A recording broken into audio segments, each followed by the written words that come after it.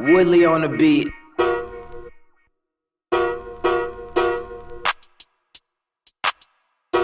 Alright, welcome back everyone to another episode of the MillionDollarConvos podcast. We have been away for a while, but we're coming back stronger than ever now. We're here with the man behind Phase 3 production.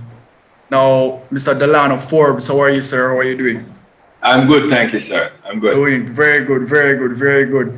Now, I sense a little positivity, a positive vibe off of you before we even get into the conversation. I want to get a little bit of insight into who you are before we start talking about the company, all right? So, who is Delano Forbes and why content creation? I'm an easygoing person, fun-loving kind of person. So, I always try to look at the brighter side of things, try to remain positive overall. Love life, love to experience nice things, whether in my personal life or all around professional life. So while trying to just keep that work-life balance, I'm a little bit of a workaholic, to be honest, because I have a passion for what I do. Yeah. So when you have a passion for what you do, you don't really consider it work, So I do spend a lot of my energies in and around things related to my job. Why content creation or why production is just something I grew up around, at some stage in my life tried not to get into production because it's something I grew up around and my family was involved with. So, naturally as a youth, sometimes you don't want to do. Oh, you get tired of it. Exactly. I just don't want to do what the parents before you did. But at the end of the day, it was meant to be. So I just kind of, continued at the journey and did ultimately what I love to do. Right. So in the first steps, in getting to even Phase 3, like what were some of the occurrences that happened that led you to even starting Phase 3? Well, bear in mind that Phase 3 started even before me, me and Phase 3 starting is like synonymous. It wasn't necessarily the scale at what it is right now, you know what I mean? But in terms of watching my mother and father, slowly build, at one point my mother went on to other professions and other businesses, my father kind of stuck to it, but we had some challenging times because he was challenged in terms of his health, and he actually went blind when I was in high school. So that was a challenging time for us professionally and personally, obviously, as well as otherwise. So while I kind of naturally grew up around production and playing a lot of roles from starting as a ground zero as a gopher, for those that don't know what a gopher is, that's just literally you just go for crap, So that was my role, just going for whatever I was told. Yeah. Needless to say that a lot of the guys would give me a very hard time, You have to kind of grow rough with this thing. So while I was inclined not to do what my parents were doing, given certain hardships, I had to face reality, and I had to get involved at one point, when I was a teenager in a more serious way.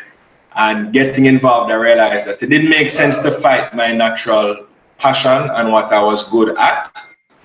So I took a little time off, actually graduated from high school, and instead of going straight to college, I spent a year working in the business before going to college, and basically came home and everything played out the way it should. Right. So you said did you go to college after you did the 1 year? Yeah, no, I took a year off from school, and everybody's journey is different, When after high school I did sixth form, and we weren't my family wasn't in a position to send me to school yet, and also business-wise was a little shaky. My father just going blind, so the decision was just stay close to him, work with him every day in the office, and kind of stabilize things a little before ultimately going off to college and studying, in this field. So whereas most of my friends, went straight from sixth form, fifth form, whatever, to whether university, UTech, UAR, college, wherever overseas, I kind of took a little time to understand, the business, and that was very, very necessary for me at the time and for the family. I think that, and this is a very unpopular opinion, but I think that most high school students transitioning from there to college should take some time to at least figure out exactly what they want to do before they even apply for a major or a minor or a degree or whatever it is. Because even I find myself switching passions within my university tenure 3 times, 4 times, because I was uncertain. You understand? Yeah. So after a while, after switching majors twice, I developed an affinity for business. Right. And it's the second challenge to that is I had no experience in the business field, right? Yes. And getting to CEOs is one of the hardest things in the world to do, right?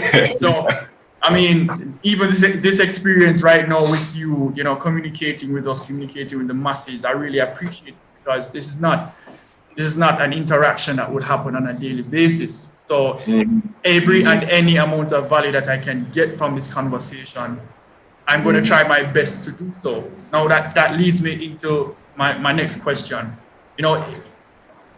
I'm sure you've been asked if, you've been on interviews recently, how your business adjusted to COVID-19 and the whole economic and social climate currently. But nowadays, uncertainty is almost the norm, right? It's very hard for businesses to adapt and to change with the changing times and the changing economic climates. So how did Phase 3, being a multimedia and productions company, adapt to this current climate that we're facing right now?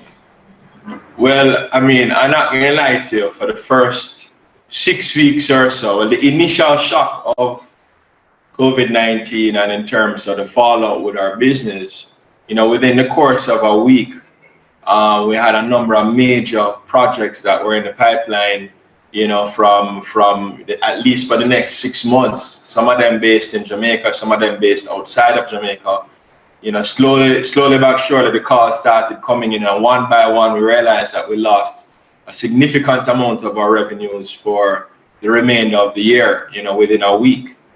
So the overall uncertainty, I mean, it was very, very, very hard.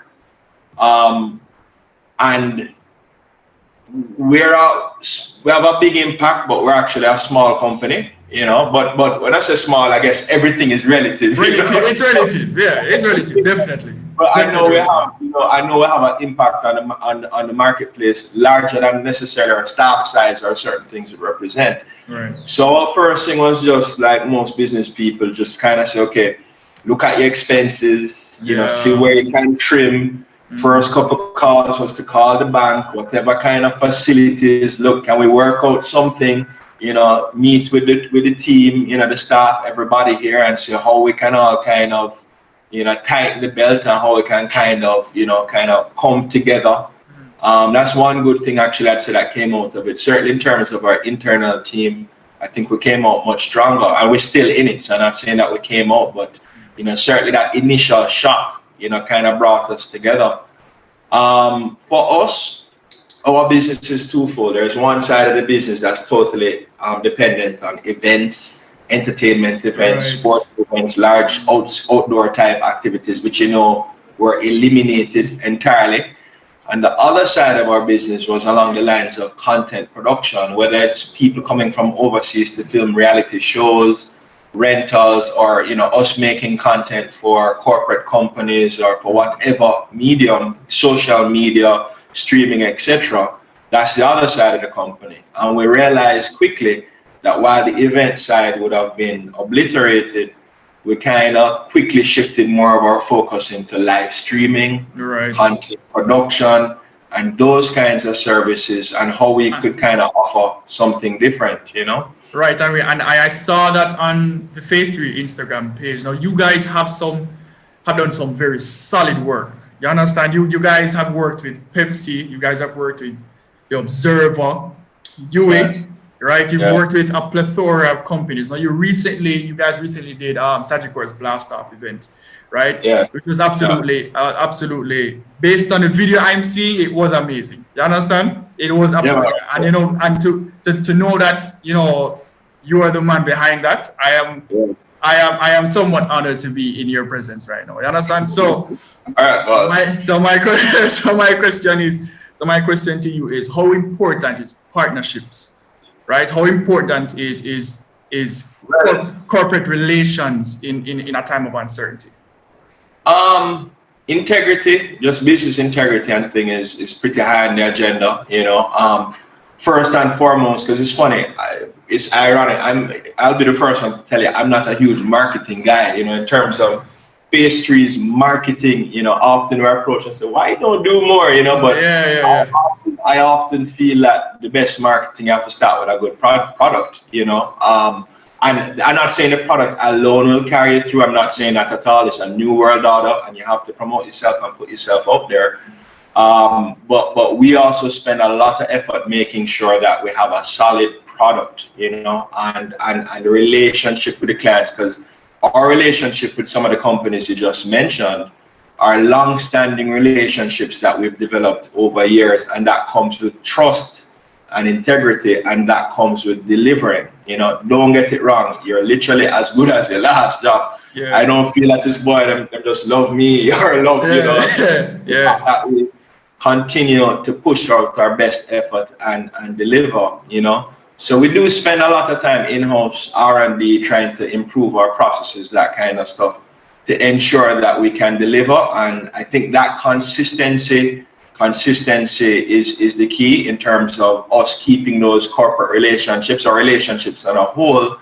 And I mean, you're talking about collaboration. I mean, there's internal collaboration with our teams here at Phase 3, as well as filmmaking and production on a whole is a very, very collaborative effort, the execution that you spoke of regarding Sagicor that we did, there was a significant amount of people behind the scenes that you wouldn't even know. And while we're the entity that pulls everything together, and I mean, a lot of the resources that you physically see would belong to Phase 3, it still would call on a lot of our internal team, freelance personnel, freelance professionals we work with, people who do decor, obviously the client themselves, the entertainers. In that case, we had Ding Dong, and we had Debbie Bissoon and a few other hosts.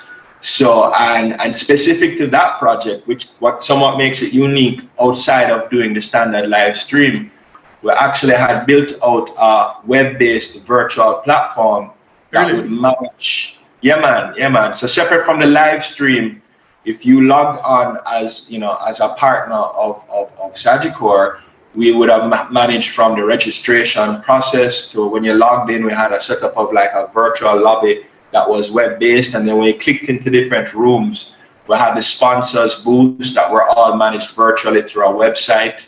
So there was a lot of stuff going on for that particular project outside of just a live stream. So again, though, some of these opportunities and what you're seeing now, it's not yesterday we started. The second the pandemic hit, we said, wow, what are we going to do to offer our clients to raise the bar? You have, I can't count how many people are doing live streaming now. I'm going to try not to count it because the marketplace, there's just so many people offering a similar product. So we always strive to differentiate ourselves by offering things a little bit ahead of the curve. And that Sagicor project you saw was, the seed was planted literally about 6 months before that. We were just waiting on a client that would allow us to execute it. Much in the same way right now we're planning out for events in the summer because of the research we're doing right now. That hopefully when those make it to the air, we can have another conversation. Right. So you spoke about the planning of this during COVID-19. Now, as a CEO, as the main person behind the company, behind the business, one of the most essential qualities of a leader, of a CEO, is his ability to. Is her? My apologies. Is his or her ability to control his emotions, or his or her ability to control her emotions, or the ability to solve a problem. Now, problem solving is the main reason why you become an entrepreneur. Of course, in problem solving, you find solutions. Now, within that process and COVID-19 hitting and having the responsibility of, taking care of the business, the staff, the internal, because you mentioned how important your internal team is. How did all of that weigh on your mind in the midst of all that? And of course, business still had to be running. So how did you deal with that? I mean, I'm not going to lie. Initially, it was a little scary. And when I say scary, just when you see for a month your revenues have been cut by 90%, and that's what happened to us for the first. March, we got a little bit of March as the first few days. March 12th sticks out in my mind still, as a day, because that was a day that was kind of like the day for us. Oh, it's cardio. Yeah. I remember getting one call of a significant client, and I was like, "Oh crap, this is not going the way we would have liked it." Yeah. But April into May, but a few of us, not everybody, we just kept coming to work every day, meeting electronically, trying to figure out like, okay, what's the next few months going to look like, really kind of buckling down. There was a lot of support.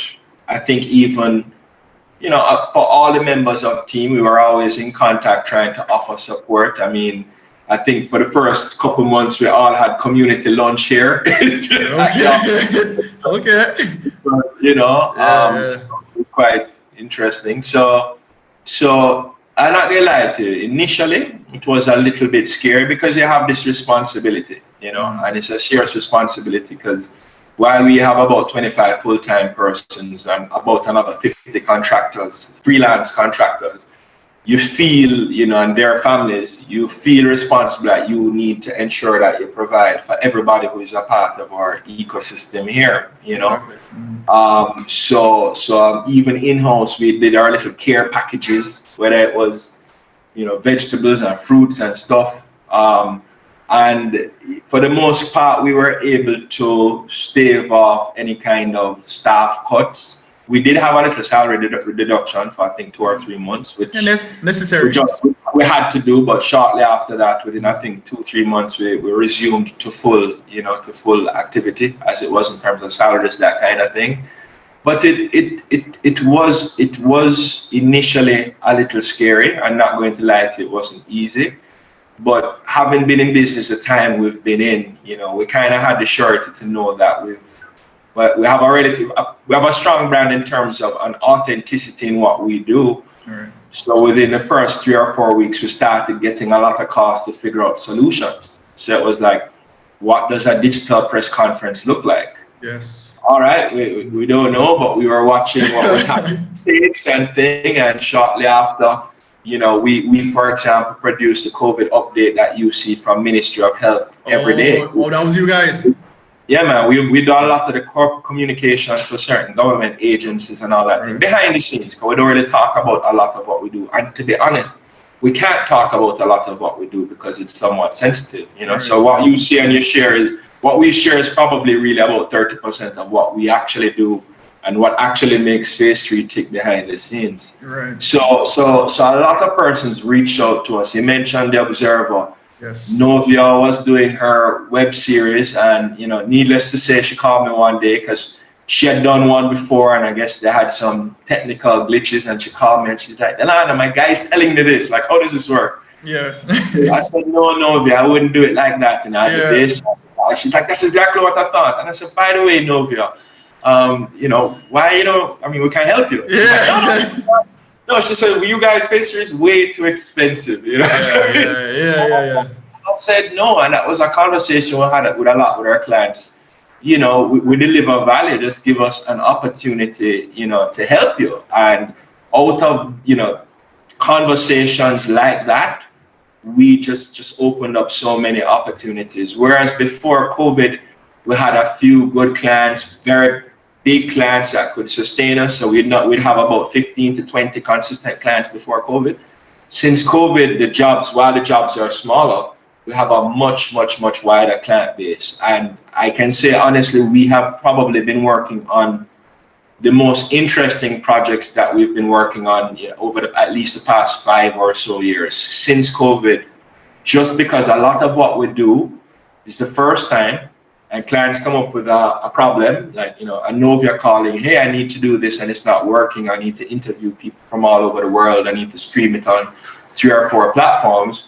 And we kind of huddle here and sit down and we say, maybe we could try it this way. And, knock on wood, so far, most of what the solutions have worked. Yeah, definitely. So, as a CEO, and, a lot of people speak about their struggle, and a lot of CEOs I've listened to and the interviews I've listened to have really identified gauging expectation, right? As it relates to, what an employee or a partner or a vendor might do, as opposed to what happens. There's a vast difference between that, right? Sometimes you expect something to happen and it doesn't, and it throws you off course. Now, as I said before, the emotional control that one needs to have in a situation like that is immense, because on a daily basis, things can happen to throw you off, right? So what is it? Where does it start? Does it start in the mind, or is it something that, you get your body into? People have different techniques and ways in how to gauge and control emotion in high level positions such as CEO. So what is your routine, or what is your method in gauging that? To be honest, I'm still trying to figure that out. Okay. I will tell you, I'm a work in progress and always evolving. And I think I'm a little bit of an unconventional CEO, when it comes on to certain things, But that said, for me, I guess because I've been around this game, this business for a little while, right. I think I've been able to gain a fair bit of confidence in some, the experience, because we've seen so many things play out so many times, and there's nothing like experience. I'm 43 years old right now. I've been working professionally in a real way for about 25 years, 26 years. You don't look at the over 30. Respect. Yeah. So I say that a lot of scenarios, like you've seen it before, and based on where we are now, we kind of can handle it a lot better. I can tell you how I react to something 15 years ago, or 10 years ago, or 5 years ago, or even 15 months ago, is very different. So it's for me, it's always, we're always growing as persons emotionally, we're always growing professionally, and as I tell anybody, the day we stop learning on this kind of profession is the day, yeah, exactly. So my coping, a lot of my coping with certain situations, I mean, people have different ways, as you said, meditation, they have different techniques, but generally I rely a lot on my experience. And there's a common thing in my office. My father, his nickname was Paddy, and I kind of sit back in the chair and think, what would Paddy do? As in, he's no longer here physically, but we would always kind of work through scenarios. And I should say also that my mother is still involved in the business, Dr. Forbes, and can always rely on her many years of experience as well, that we've been through. Yeah.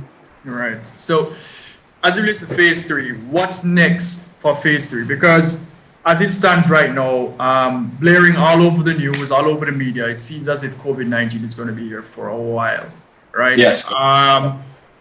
You guys have adapted quickly.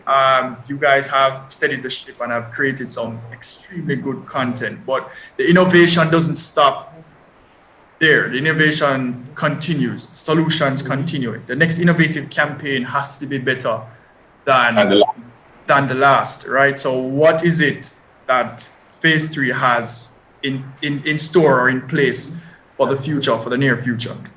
Well, off the bat, we have seen which is something we had picked up, a number of, mid last year, that certainly in terms of the live streaming capacity is something we have scaled up and will continue to scale up. So whereas before COVID, we would have streamed probably 2 live streams a week, before the COVID. Now we're doing 2 to 3 a day, Right. So we've had to increase our capacity, and we continue to increase our capacity. You may or may not know, but Phase 3 operates out of a few locations. I'm here at our head office, Winchester Business Center. We have a studio at Red Hills Road, Studio 45, where even right now as we speak, we're producing content out of, and we transitioned that space. Originally, it was a studio space for photographers and independent videographers. But when COVID came, one of the first things we did was set it up as a streaming studio, because we realized some companies never had a location, or their internet wasn't good, or they never felt comfortable streaming from their from their company, from their corporate headquarters, if you want to call it that. Because believe it or not, a lot of big companies in Jamaica, even within their buildings, new buildings and infrastructure, they don't have bandwidth to facilitate proper streaming. Oh, really? So yeah, shockingly, or they have firewalls and all kind of protective mechanisms that don't allow them to stream from their various physical premises. So we set up a studio, which we had before, which was pretty much dormant. I said, hey, let's just put in a big internet connection. Let's get the lights, get the cameras, get the streaming, everything ready. So if you want to do a live stream, and you call us this morning, by midday or whatever time, we can get you up and on air to Zoom or Facebook or YouTube or IG Live or whatever you need to be on. So ideas like that allowed us to quickly adapt, outside of that, we have offices in hotels. People probably wouldn't know. So when you go, for example, to the Jamaica Pegasus and you get any kind of audiovisual equipment, whether a screen, a LED screen, or a projector, or an audio or microphone, and now we've seen where in the hotels there's a heavy demand again for Zoom and for video streaming and video conferencing. So for us, it's a matter of scaling up.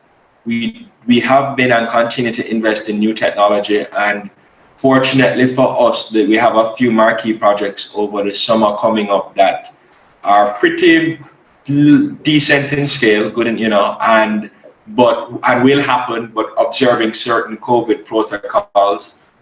So for us, it's a matter of scaling up in terms of the services that the clients require from us and will require for some time, as well as offering new products. I can't get into the details exactly. Yeah, confidentiality, I understand, definitely. A lot of new activities that we have ventured into that I know will be very in keeping with the new technology. And for us, it's funny because we're a full service 360 production company in terms of we have the cameras, the lighting, we have these LED walls, pretty much everything in-house. So whereas before a lot of jobs people would just come to us to do video, what we found is that a lot of clients now want us to do everything. Right. So this period forced you to become more versatile in the multimedia space? I would say so, and to even offer our clients a more 360 everything down to now. We work with partners that if a client wants us to provide the decor and the soft stuff, we do, because also given COVID, there are scenarios where companies, clients don't necessarily want to deal with too many people. Literally they don't want to deal with too many people for safety factors. So calling a shop such as us, we can provide somewhat of a turnkey solution in our offering. All right, that's excellent.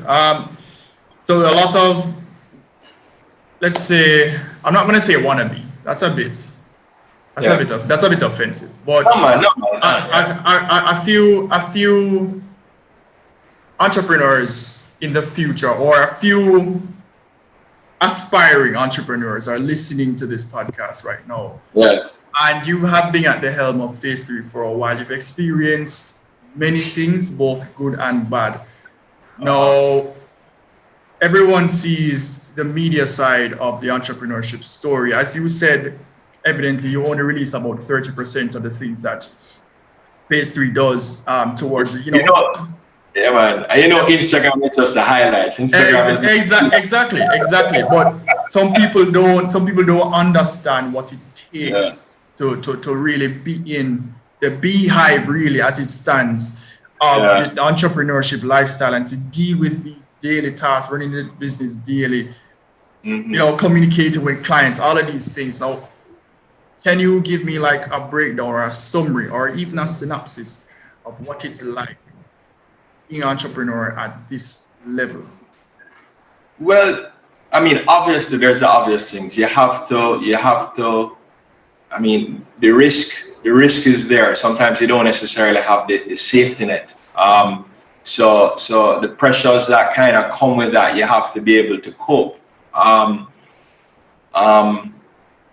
The level of responsibility to everybody that you have is a serious responsibility. So I would say to anybody, any entrepreneur, it's not gonna be all. It's not what you see. Persons as my successful people post every day. Because to get there, it is a journey.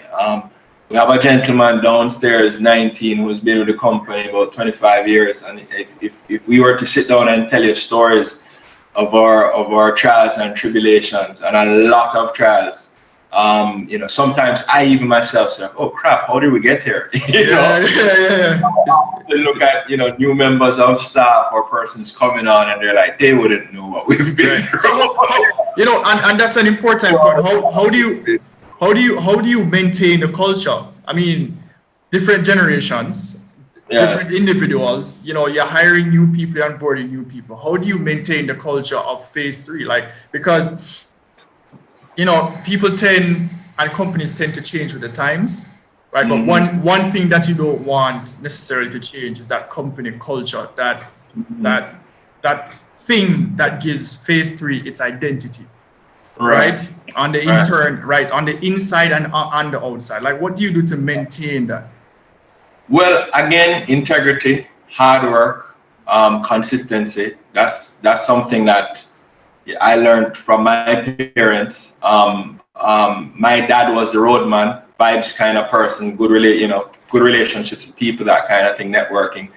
My mother has good relations clearly, but she's more of an academic. I am somewhat kind of like in between. In the middle, In the middle, but there are certain core values that have just stuck with us: excellence and hard work.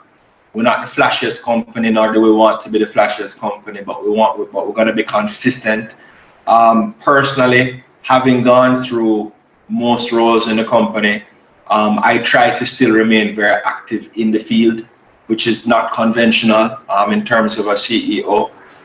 But that's how I kind of choose to approach this role and this responsibility. And then, I mean, somebody kind of said it in the office. There's one of our staff members that I think in the last meeting said that we kind of always operate like a startup. We're always looking to, when you saw us execute that project that you mentioned earlier. Like, I don't want to do that again. Like, clients are calling us like, can I get this?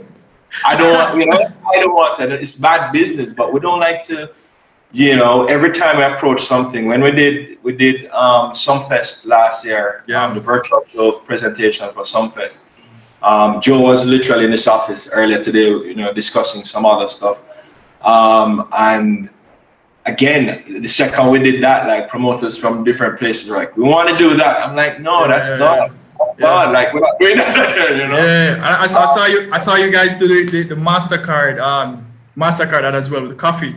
And I was like, this, like, I don't usually like, no disrespect to Jamaican media companies, I do not usually sit down and like say, oh, that's a good ad, that's a good Jamaican ad. But but I literally sat down and I said, like, who did this? This was some quality work here, you understand? And then I saw the Sagicor, I saw the Sagicor project on your page, and then I scrolled down and I saw Mastercard, and I said, this is phase 3? I was like, oh. Well, I mean, one of the interesting things about COVID, for example, is we actually, I mean, we're a production company like most production companies, but a lot of, as in content production companies, but a lot of content guys rely solely on TV commercials. We had kind of cut down the amount of commercials we have been doing for years just because we have other opportunities to pursue, you know what I mean? So even that project is interesting because what happened in COVID, not just for us, but a few other production entities, some of these campaigns would have normally been crews from overseas. Crews would have flown down to do some of these campaigns. Right. Even the fact that there's no traveling, not much in the same way it hurt me. I actually travel a lot. I work all over the Caribbean and I work in the States as well.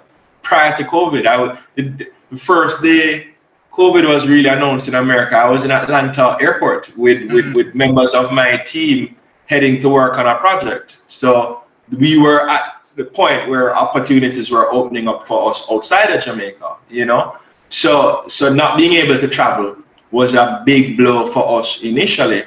But a few months later, when there were all these campaigns that had to be produced, not just MasterCard, but there are a few others, and they're like, okay, who can we turn to locally who can provide this resource in terms of production and all these things? And also we introduced some new technology where while we're filming, the agency and the clients in Miami, LA, Domrep, wherever they are, we're in real-time communication with them, you know? That was a little technology that we developed quickly, and we were able to now produce. Oh, you build that in-house? You build that in-house? Yes, that's crazy. That's crazy. So the counter to us not traveling, which turned out to be a big blow to us, in reverse, crews not being able to come to Jamaica, we ended up having to produce a lot of content that those crews would have produced, you know? And it's not just us. You talk about collaboration. While we did produce the project with our team here, we brought on Yannick Reed, we brought on Randy, we brought on a few other creatives. Tamo did styling, Troy. We brought on a lot of creatives to create what you would have ultimately seen, you know? So in some cases, while we're the production house, we're kind of guiding the ship, and we bring on people who we know can, you know, ultimately deliver the vision. Right, of course. Now let's bring this interview home now. It's been an extremely informative interview. I've learned a lot about phase 3, more than what the Instagram displays. You know, getting that deep dive into the background work that produces the brilliance that we see on the screen, right? So in wrapping up, we just want you to provide a bit of information as it relates to contact information about phase 3. And secondly, what would you say to an entrepreneur right now who's in content creation, but isn't as well, let's say, cemented into the industry as you are, right? And are just about to give up? What would you say to that person? Well, I would say if you're in the content production business right now, I think there couldn't be a better time to be in the content production business given all the platforms and just all the demand for content. I mean, there's just an overwhelming demand for content right now in some cases. And if you're frustrated, give me a call, because maybe, you know, if you have a skill, shooting, editing, whatever, maybe we'll have an opportunity even for you here, freelance or whatever it is. So I would say spend a lot of time learning your craft, go out and experiment and shoot your spec commercials, and go on YouTube. There's a university of YouTube. There's so much learning that you can get from these how-to videos and lighting and cinematography and editing. I spend a lot of time now learning new techniques and that kind of stuff from YouTube. Yeah, I went to film school and blah, blah, blah, blah, blah, but every day the game is changing. So if I would be very encouraged right now as an entrepreneur in this field of content creation. And if you ever stuck, please give us a call. Give me a call or Instagram, whatever platform suits you, because there are a lot of opportunities. Yeah. Where can they reach you on Instagram? And I'm at Delano Forbes on Instagram, at phase3prod, at PHASE, the numeral 3 prod.com. So either one of our channels. Just so you know as well, we're the authorized resellers for Sony equipment, DSLRs and cinema equipment, that kind of thing. So, you know, any of the aspiring entrepreneurs also, we can kind of help you probably source some good gear. Right. And as I shared, we're always open to collaboration. Some of our best clients, ironically, are people who people consider our competitors. Oh, and really? if you come into, yeah, man, I mean, the whole film community is very collaborative. A lot more than people think, you know, behind the scenes. I thought it would have been more competitive than collaborative. I mean, don't get me wrong, there's a fair measure of competition, you know, but no phase 3, no this one, no that kind of everything, you know, so we all kind of have to support each other. I mean, every day we have some of the same entrepreneurs you're speaking about coming to our office to rent equipment or to seek advice or to purchase equipment or whatever it is. And, you know, we just try to support each other. So. Thank you very much again for the information, Mr. Forbes. I will close out by saying this. Phase 3 Productions is, and I'm not really a media head. I'm not necessarily into that world, but I must say, in going through the Instagram and reading your websites, you know, picking up a few articles, I must say that, from my opinion, you're doing your father proud. You understand? I think you'll be looking down and smiling and saying, Delano, you did a good job. You understand? So, in saying that, I respect the unconventional nature of how you run your company, of how you behave and operate as a CEO. And, you know, every episode I tend to take pieces from the guests and kind of apply it to myself. I mean, I'm trying to be like a hybrid, you understand? So everything that I learn, I internalize and take what I can and, you know, learn a specific craft from. So I must say that pointer, I've taken it for myself, and I'm sure many others have, because we just hit 5,000 downloads. Okay. Yeah, we just hit 5,000 downloads across our platform. So quite a bit of people are listening to this. Right. You know, sharing this information. I must thank you. I must show you my greatest and deepest respects, and we must keep in contact, because, you know, we're going to need some content creation very soon, you know. So we'd love to do it with phase 3. Yeah, man. I mean, at the end of the day, you have to be you. You know what I mean? You have to be you. So and everybody's journey is different, you know. So I appreciate it, and anytime feel free to reach out to me. You have the link. Yeah, man, no problem. All right, much respects, Mr. Forbes. Take care of yourself. We'll be in contact. I will send you the video pre-release, right? Okay. So if you want to, you know, publicize it yourself, you can. Yeah, will do. Right. So we'll send you that and the pre-audio as well, right? So if I could get your contact number, or you know another contact, that would be great to send it to. All right. So I'll just WhatsApp Bianca right now, so she can share it with you. Yeah, man, no problem. Well, she has everything. I mean, let me see. Yeah, so she has everything. So just WhatsApp me, and I can send you everything. All right, no problem. Instagram and everything just to verify. Yeah, man. All right, take care of yourself. Take care of yourself. Thank you, Forbes. Yeah, man. Right? Thank you. Well, I go on the plaza there. Just want to make a note, say thanks for watching the video. Thank you guys so much for the support, just being the best part of HHJ, the best part of Hustle House. Leave a rating, a like, a subscribe, a comment, just do all the things, all right? And y'all take care, be safe, stay masked up, all right?